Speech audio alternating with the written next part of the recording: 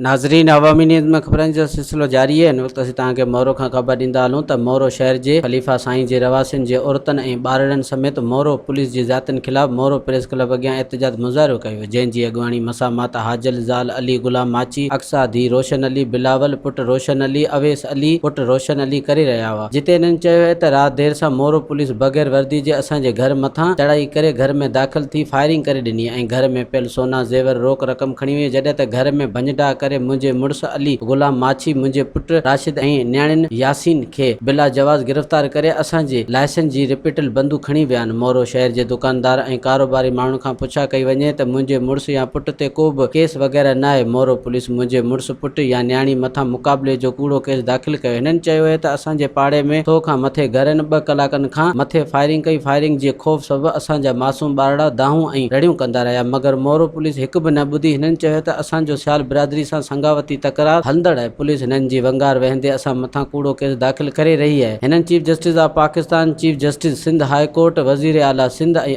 IG Sindh खां मुतालबो कयो त मोरो पुलिस जे कयल अहिड़ी कूड़े केस जी इंक्वायरी करे असां सां कयल ज़्यादती जो अज़ालो करे इंसाफ़ कयो वञे ऐं दाख़िल कूड़ा केस ख़त्म कया वञनि। वधीक ख़बरनि ऐं तफ़सील जे लाइ विज़िट कयो असांजी वेबसाइट awamiNewsHD.com ऐं ॾिसंदा रहो अवामी न्यूज़ HD।